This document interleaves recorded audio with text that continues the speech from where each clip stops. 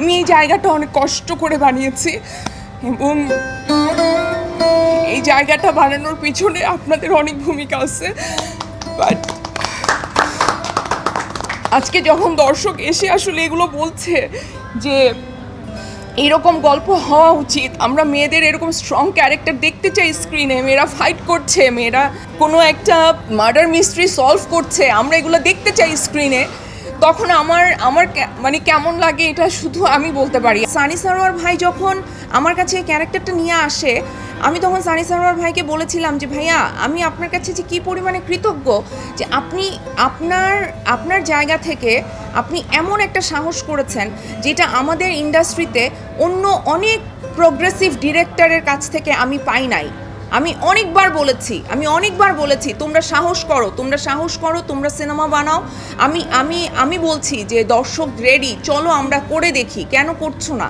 কিন্তু আমি এই সাহসটা অন্য কাউকে করতে দেখিনি, আমি সানি সারোয়ার ভাইকে করতে দেখেছি এবং সেটাতে সফল কতটুকু হয়েছে এটা আপনারা রিভিউ দেখে বুঝতে পারছেন। আপনার প্রশ্নেই সেটার উত্তর ছিল যে একটা নেগেটিভ রিভিউ আপনারা পান নাই এবং প্রত্যেকটা দর্শক তার ইমোশনালি কানেক্ট করছে, ইভেন নারীরা তো করছেই, ইভেন প্রত্যেকটা পুরুষ এইটার প্রশংসা করছে, তারা বলছে এরকম সিনেমা আরও হওয়া দরকার।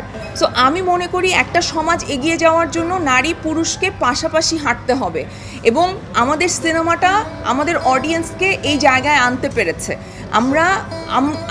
আমি ব্যক্তিগতভাবে আমি অনেক খুশি, বিকজ আমার কাছে মনে হয়েছে যে আমি যেই উদ্দেশ্য নিয়ে এই কাজটা করেছিলাম সেটা কিছুটা হলেও সফল হয়েছে। আজকে যখন একটা সিনেমা নিয়ে নিউজ হয়, যখন হেডলাইনে 3টা ছেলের পাশে বাঁধনের সিনেমা বলে আলাদা নাম আসে, তখন সেটা আমার জন্য কতটা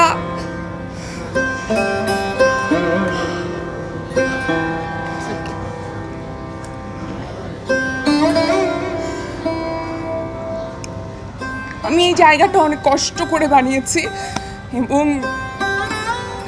এই জায়গাটা বানানোর পিছনে আপনাদের অনেক ভূমিকা আছে। বাট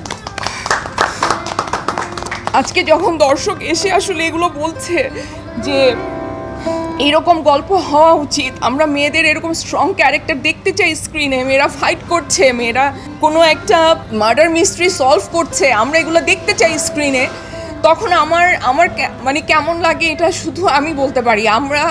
আমরা এইখানে যারা আছি তারা নিজের খরচে আমরা হলে হলে যাচ্ছি, আমরা মানুষের সাথে ইন্টারঅ্যাক্ট করছি শুধুমাত্র এই যে ভালো লাগাটা, এই যে শান্তিটা, এটা নেয়ার জন্য। আমরা সারা দিন বাইরে থাকি, মানে আমি প্রত্যেকটা হলে প্রত্যেক দিন যাই, কারণ আমার কাছে মনে হয় যে আমি হয়তো কোটি কোটি টাকা দিয়েও আমি এই আনন্দ, এই ভালোবাসা আমি পাবো না।